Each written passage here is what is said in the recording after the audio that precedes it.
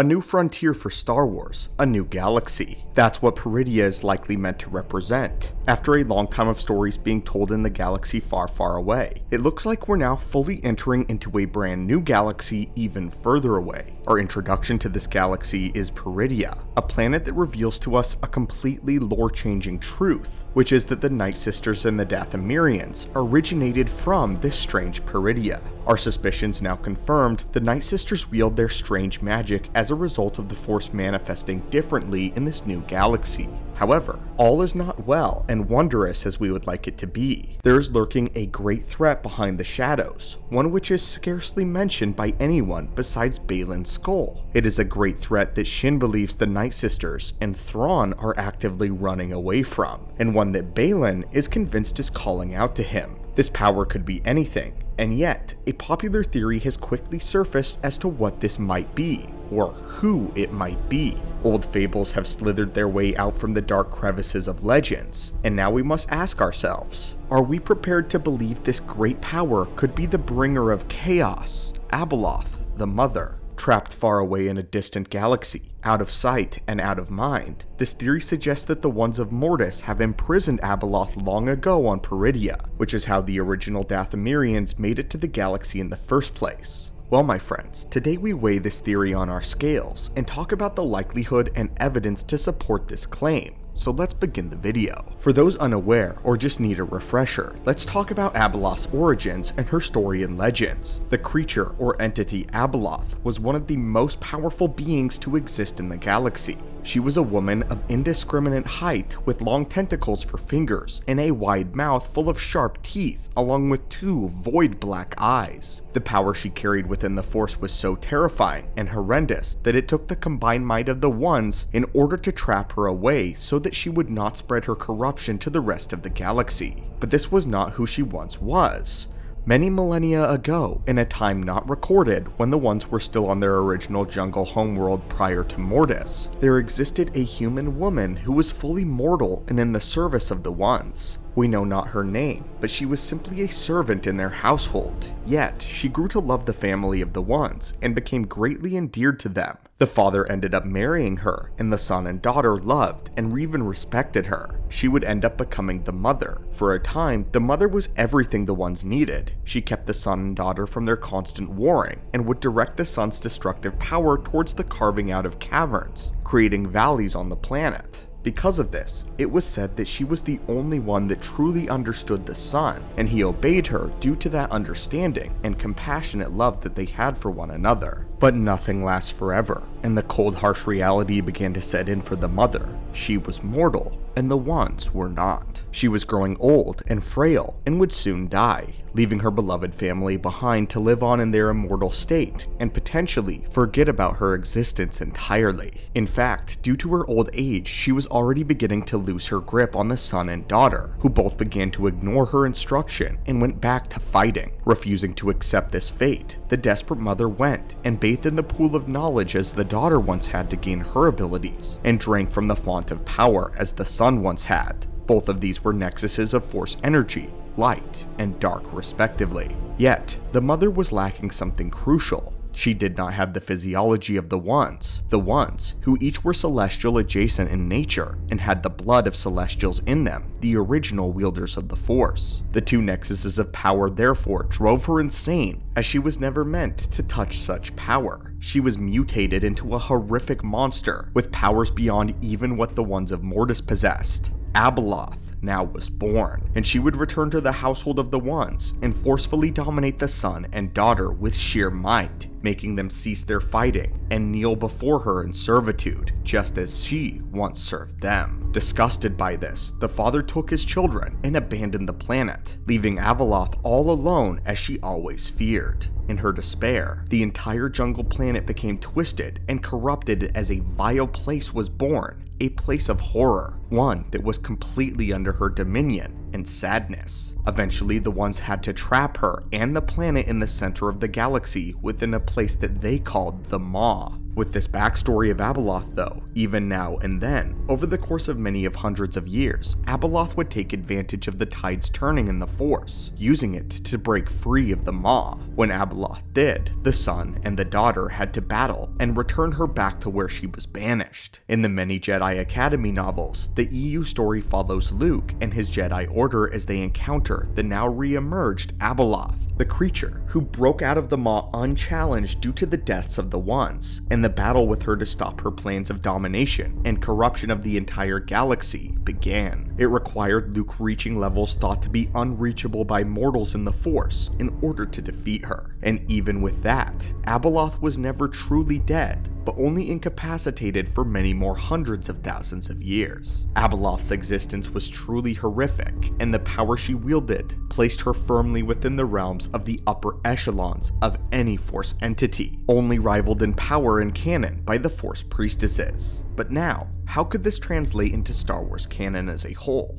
If this theory is true, then all that would need to change is the Ones banished Abeloth to a different galaxy, rather than simply trapping her in the Maw. This would actually make a little more sense, and could actually be safer. It would also explain why Abeloth hasn't returned until this point in time. But why do we think that it is Abeloth on Peridea calling to Baylan? All we have to go off of right now is the interaction between Balin and Shin concerning what and why they're on Peridea in the first place. The clearly nervous Shin deems it a wasteland and says that they need to leave with everyone else, while her master, in the adamant Baylan, is convinced that their new beginning lies on this new world. The way he speaks implies a new order, but perhaps it is much more than this. Perhaps Baylan speaks of new beginnings and power beyond anything you've ever dreamed. Perhaps he intends to awaken Abeloth so that she can take over and remake the galaxy to what he believes is right, as her faithful follower. Perhaps even ascending Baylan and Shin to godhood in the process. We also hear that Baylan says Peridea is a land of dreams and nightmares. This is a frightening statement to make because it all but confirms the sneaking suspicion that it is indeed Abeloth.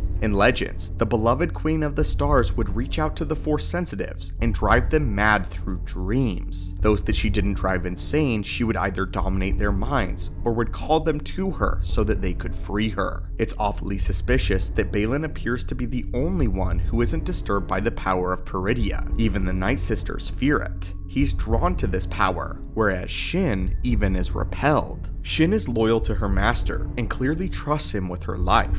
However, this recent episode is one of the first times that we see her come into conflict with him. She is questioning him harder now as she begins to grow more and more uncertain about this mission. Shin says that it's good Peridea was long forgotten and that they should flee like the Night Sisters are. Shin, showing her cunning perception, can clearly see that the Night Sisters and Thrawn are trying very hard to get off of Peridea for an unknown reason. And the longer that they stay, the more wary Shin is clearly growing of even Baylan. Baylan tries to calm her fears by reassuring her that the two of them are the ones on the bold track to power. In his words, the Night Sisters flee a power greater than their own. This implies that this power is not a Force nexus, but a malevolent living creature. This brings up something else interesting about the entire ordeal: the Night Sisters and their knowledge of Abeloth. In the Dathomirian folklore, the witches worship the Fang God and the Wing Goddess, both of these in direct reference to the animal forms of the son and daughter of Mortis. This is confirmed in Mother Talzin's chapter Wild Power in the Book of the Sith,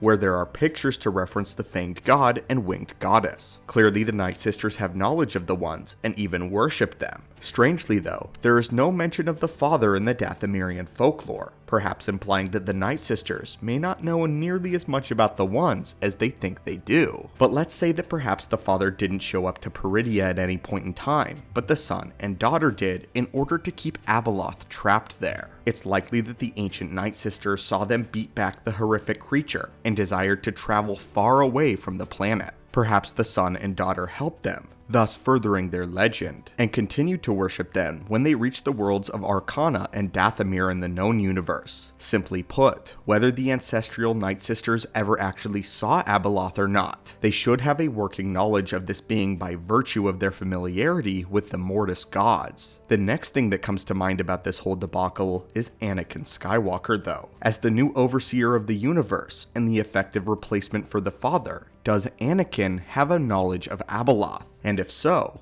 what is he doing about it? If everything we've talked about to this point hasn't been purely speculation, then this is where it begins. Anakin would undoubtedly know of Abeloth. Perhaps this was even the reason that the Force gave him another chance in the afterlife. But if he's holding her back alone, then why should we fear Abeloth's return if the Chosen One is watching? The only thing we can figure is that there is something keeping Anakin from fully being able to do something about Abeloth, likely due to the realm separation, or perhaps he can only indirectly offer his help through guidance rather than direct action. We still aren't sure of the kinds of celestial laws that Anakin's new form must abide by, or if there are any laws at all. But I think the biggest question that we should be asking is Anakin strong enough to hold back Abeloth? Many would answer yes, because he has reached the apex of his power at last. But the problem is that we don't know the full scope of Anakin's true new power in the Force. He definitely eclipses the power of the Father, but so did Abeloth. In fact, it was speculated that Abeloth was more powerful than all three of the Mortis gods. Our guess, though, is that Anakin's power is not the problem, but rather his direct involvement. As the keeper of the world between worlds, he may not be able to fully intervene in the physical universe's problems. But now, stepping out of universe for a moment, I want to touch on some of the thoughts about how Lucasfilm would move forward with this wisely. Thrawn is the greatest foreseeable threat, and the main antagonist of the foreseeable future. What I am concerned about is if they bring in Abeloth is the proper scaling of the story. Abeloth is far too big of a creature to have worked out on a streaming platform. She will need a trilogy of her own, if not her own saga where she is the main threat. With the main problem right now being the placing of Luke Skywalker and his involvement in the story, as he was the one that directly helped destroy, or rather imprison, Abeloth in the first place. The only way I could see them moving forward with this is if they foreshadow Abeloth now and have her actual emergence happen within episodes 10 through 12, likely with a new Jedi Order in order to combat her. Again though, due to the very story of Abeloth being massive. What's clear though is that Abeloth would contain the power that Baylan speaks of, and the power to terrify even the race of Night Sisters. It is likely this otherworldly entity that is trapped in this new galaxy that screams out to Baylan just as Abeloth did in Legends, begging to be freed and offering endless power potentially. I believe that to some extent, Abeloth is the creature that is calling to Baylan, and even if she is not fully revealed in Ahsoka, I do believe that this brand new dark galaxy, one riddled with life and death, has something to do with this abominable creature. But anyway, my friends, what are your thoughts on this theory? And do you believe that Abeloth could actually be calling to Baylan? As always, my friends and acolytes, thank you so much for visiting the channel today, and may the Force be with you.